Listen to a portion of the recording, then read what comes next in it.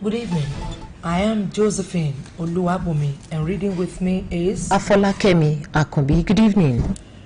We're both bringing you Newscope, a daily news program of in-depth reports, interviews, and commentaries. First, the highlights. FG commits 90 billion naira to support 400,000 tertiary students through NEL Fund. UN shut down critical air service in Nigeria over funding shortages. Samuel Ladoke Akintola Airport to resume domestic operations October 2025. Portugal holds a day national mourning as crash death rises to 17. Now the details. The federal government has committed more than 90 billion naira to the education and welfare of more than 400,000 students across Nigeria's tertiary institutions. This was disclosed by the Minister of Information and National Orientation, Alhaji Mohammed Idris, in a statement issued in Abuja. The fund was introduced by President Bola Tinubu as part of efforts to expand access to higher education and reduce the burden of tuition and living expenses on students and their families. Since its rollout, the scheme has attracted attention as one of the administration's flagship interventions in education. The minister explained that the support covers more than tuition fees, as students also benefit from upkeep allowances, stressing that the president's vision is to ensure that all Nigerians benefit from government policies, regardless of political affiliation or religion. The federal government has assured equitable development and prosperity for all Nigerians, irrespective of political affiliation, regional orientation, tribal or religious backgrounds. The Minister of Information and National Orientation, Alhaji Mohammed Idris, gave the assurance when the commissioners of information from various states paid him a courtesy visit in Abuja. While noting that they belong to different political parties, the minister said that the most important thing is to ensure that Nigeria is doing great in different spheres of human endeavors. Alhaji Idris further stated that if the commissioners of health, agriculture and other sectors could usually come together with their counterparts at the federal level and discuss on the way forward, things would go well for the country. According to him, Tinubu is for the good of every Nigerian, irrespective of political party, and that's why governors from opposition parties are always with him. The federal government has reintroduced a major plan to combat child hunger and support local farming communities through the school feeding initiative, aiming to feed over 10 million pupils. However, the feasibility of this relaunched initiative is being questioned, especially given the challenges that plagued its previous program. Our reporter, Miriam Murano Akiola, has a report on the feasibility of this renewed project. Amid projections that over 30 million Nigerians may face hunger, the federal government, in its efforts to combat child hunger, improve educational outcomes, and support local farming communities, has relaunched the school feeding program. The newly relaunched initiative is designed to provide daily nutritious meals to every public school's pupil from primary 1 to 3 using the locally sourced ingredients. The initiative aims to benefit over 10 million children and projects an increase in school enrollment by 20% and academic performance by 15% by the end of 2025. It also involves the empowerment of women, youth, cooks, and farmers by offering targeted training and income opportunities, prioritizing local sourcing, especially through women-led cooperatives. Between 2018 and 2022, the program improved nutrition and enrollment, but struggled with supply chain and farmer involvement issues, raising questions about whether this relaunch will achieve its intended purpose. Speaking with BCOS News, a concerned parent, Adekoke Said, commended the government's efforts in supporting indigent families and keeping students in school through the relaunched initiative. It's a very good program, especially for the poor parents. Sometimes I remember in those days when I was going to school during that time, it's rarely for me to eat morning breakfast before I went to school during that period. But it's an opportunity for me that I have my parents, even myself, when I know that I didn't give my children food, I getting that is going to even take something to the school. And from the federal government, they make sure that all these foods are good, are presentable, and delicious for children to consume. The National Coordinator for the Concerned Parent and Educators Initiative, CPE, Kemi Oluyole, while supporting the initiative, stated that the formal program had not significantly served its purpose. Commit yourself into feeding children. There are things that you need to put in place, especially when it comes to the quality of food that is being given to those children. But you know, the Nigerian factor actually entered into the program, whereby people that are put in charge to feed those children have diverted the resources that is meant for the feeding for that program into their own pockets, which is rather unfortunate. Because if you're going to feed children, don't feed them as if though you are feeding dogs. Feed them as if you are feeding human beings.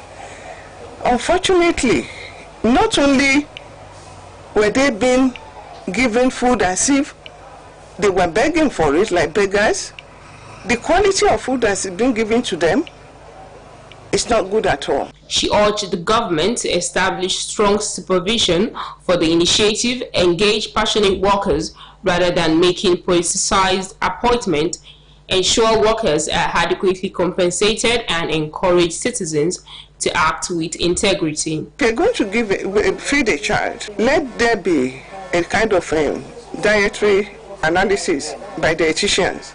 If anybody, any adult, is going to get involved, that person must be dedicated and passionate about children. I mean, it is sinful, it is not godly when you are given an assignment to feed children, you are diverting, or you are doing the job as if though, what is my own? At least they are not my children if they are fed. And this is an area where the government needs to be very, very firm with the people they are going to contract all these projects to. The duo, while commending the government's efforts, called for effective implementation of the program and proper training for the personnel involved to ensure the initiative serves its purpose. With the urgent need to combat child hunger and reduce the number of out-of-school children, citizens believe the success of this program hinges on swift implementation, and the support from financially capable citizens could significantly bolster the government's effort. Mariam Raino Akinola, BCUS News. The United Nations has shut down a critical air service in Nigeria's northeast over severe funding shortages. The UN Humanitarian Air Service, run by the WFP, ended its fixed-wing operations in the country last week after nearly a decade of flying aid workers and supplies into conflict zones. The shutdown comes as the World Food Programme faces dire financial shortfalls. In July, the agency warned it might be forced to suspend emergency food and nutrition aid for 1.3 million people in northeastern Nigeria. The closure, announced by UN spokesperson Stephanie Dujarric in New York, showed the growing strain on relief efforts as donor funding declines. WFP's regional director for West and Central Africa told reporters that the agency urgently requires $5.4 million to sustain food and nutrition operations in the region for just 6 months. President Bola Tinubu has said the establishment of state police is unavoidable as part of efforts to strengthen security across the country. The president's declaration came as northern elders urged him to declare a state of emergency in the north following protracted insecurity that has devastated the socio-economic life and development of the region. Speaking at the presidential villa in Abuja during a courtesy visit by a delegation of prominent Katsina indigents led by Governor Diko Rada, President Tinubu said the federal government is committed to confronting insecurity head-on. The president also reiterated the declaration when he met with governors of the Northeast, stressing that there is need to discuss with the National Assembly leadership on the issue. He directed security agencies to reassess their operations in Katsina State, which has witnessed a spike in banditry, and disclosed that advanced military equipment and surveillance technology would be deployed. President Bola Tinubu today commenced a 10-day vacation as part of his 2025 annual leave. According to a statement signed by his Special Advisor on Information and Strategy, Bayo Ononuga, the president will spend the 10-working-day vacation between France and the United Kingdom, after which he will return to Nigeria.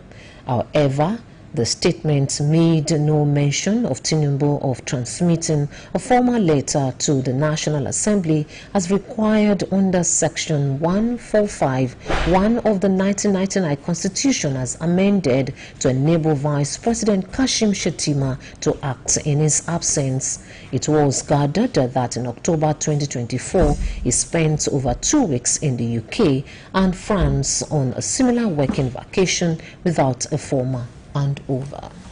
This broadcast of Newscope is coming to you from the Broadcasting Corporation of Oyo State, Ibadan.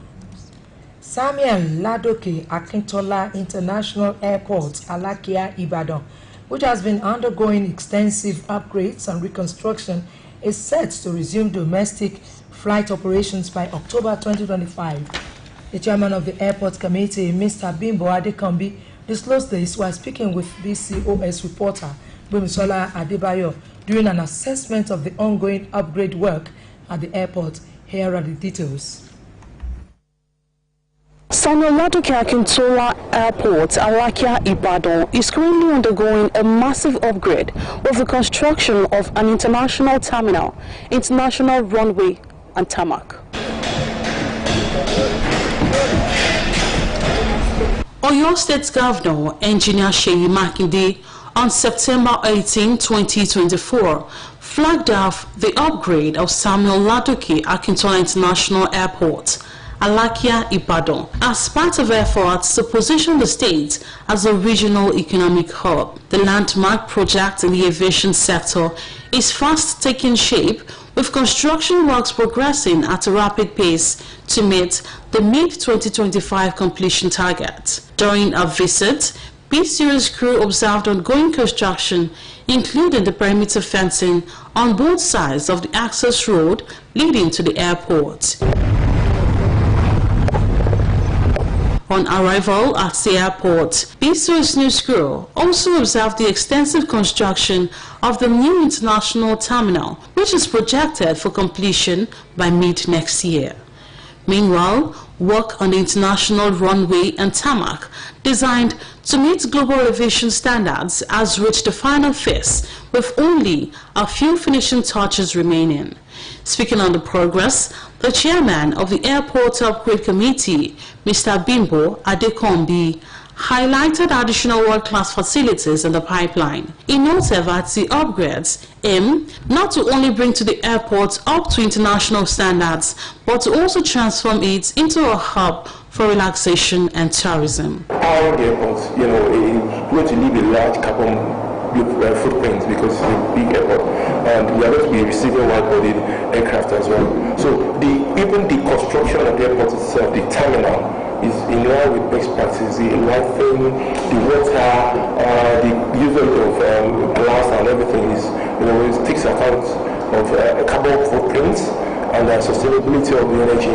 So those are things that we've incorporated. And we see a lot of interest from contemporary, smart airport entrepreneurs and people that know how to run airport. They are interested in, I don't know, for some reason, I think that airport is catching a lot more attention than with our refugees. It's natural. We are very proud. Mr. Adekambi further hinted that domestic flight activities will resume by October this year, while international flights will commence operations immediately upon completion of the terminal by mid-next year. Upon completed, markets completed, why are we not using it? Like I said, regulation we need to come and inspect, give the go-ahead. So the instrument landing system needs to be put in place, we are going to upgrade the fire services at the airport as well. And then all things the governor has done, which is new, which the people of Oyo State need to know. The governor has approved and works are ongoing for the reticulation of water from Ashijure to go and serve the airport. So when you are going to the airport now, if you look to your side of the airport, you will see works going, water works to serve, because this terminal is an international terminal. We need to the airport, direct, dedicated.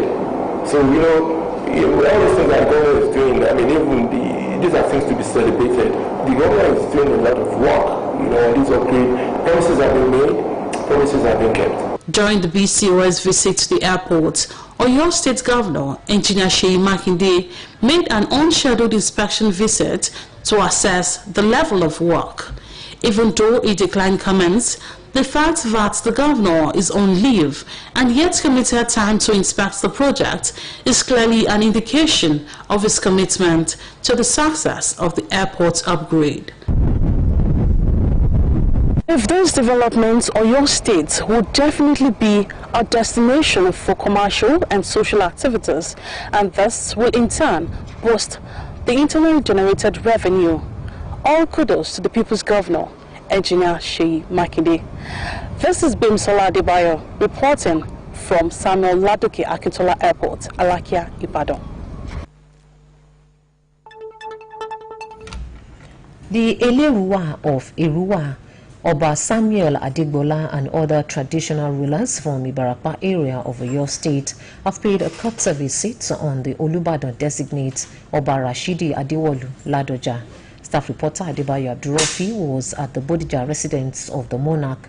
Reports that Oba Rashidi Ladoja was elated as receiving the visitors ahead of his coronation ceremony.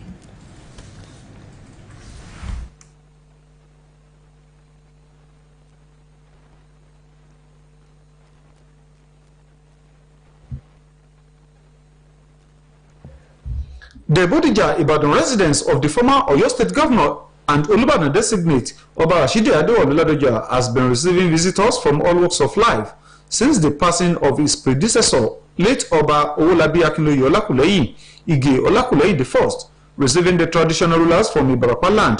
The Olubadan designate Oba Rashidi Adewolu Ladoja said he values the cordial relationship between Ibadan and Ibarapa lands. He stated that he is open to advice from the various traditional rulers to meet the high expectations of the general populace, stressing the need for the leaders and people of both communities to continue to live with mutual respect.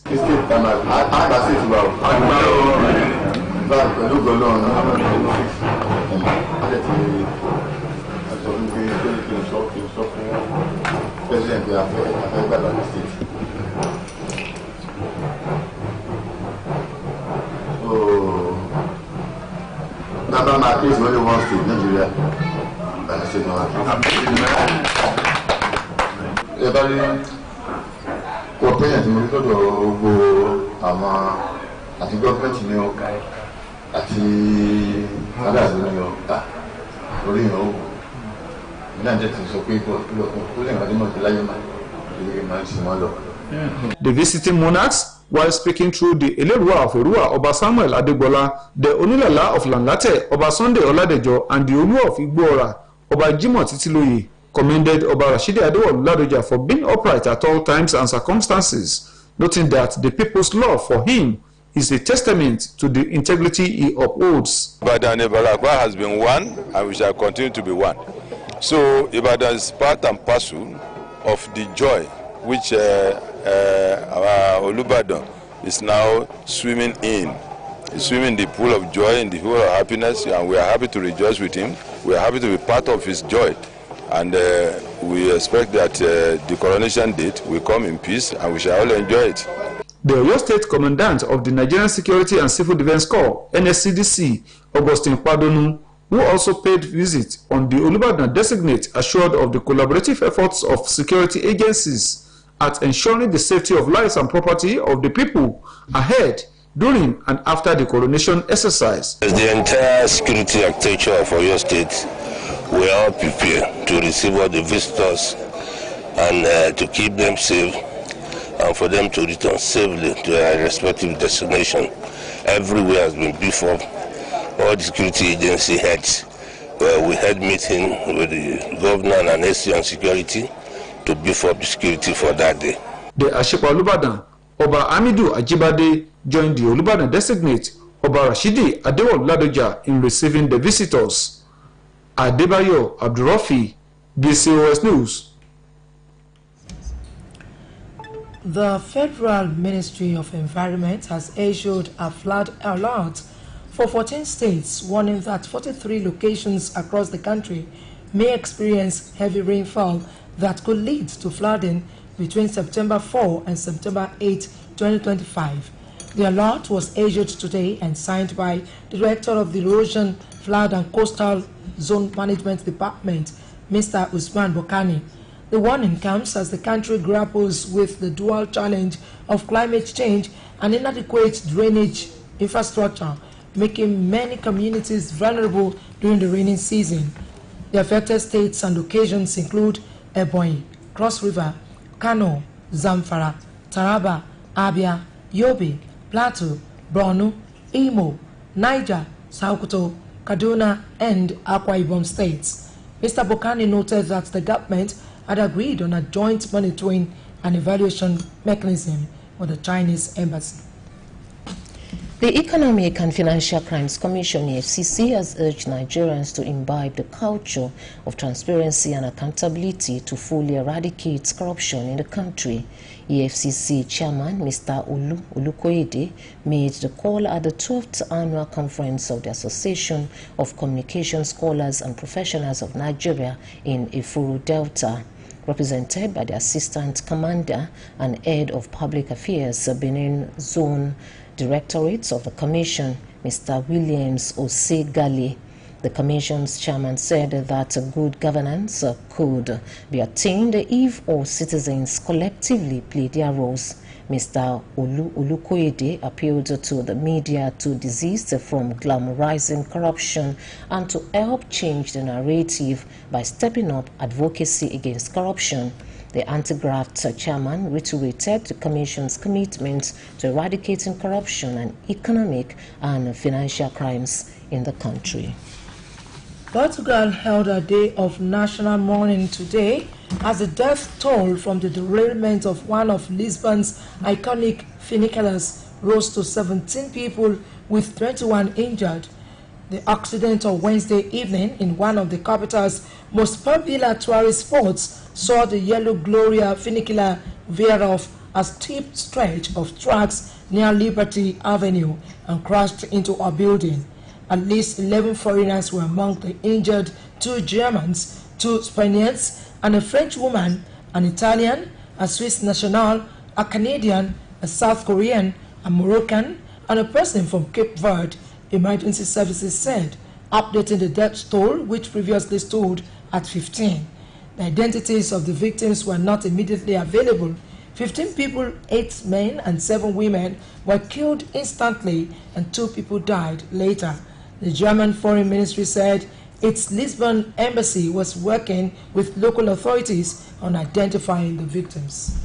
To end this edition of Newscope, here again are the main points. The federal government has committed more than 90 billion naira to the education and welfare of more than 400,000 students across Nigeria's tertiary institutions.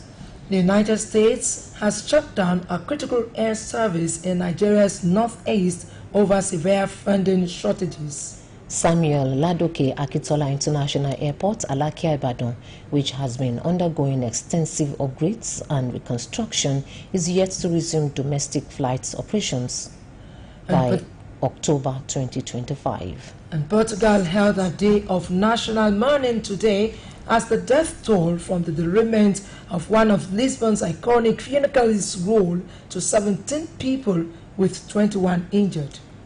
And that's all from Newscope Desk for now. It was packaged by Eniola Adiaga and delivered by Josephine Oluwabumi. Good evening. Afolakemi Akombi. Thanks for tuning in, and don't forget to tune in for the Yoruba edition at 8 o'clock tonight.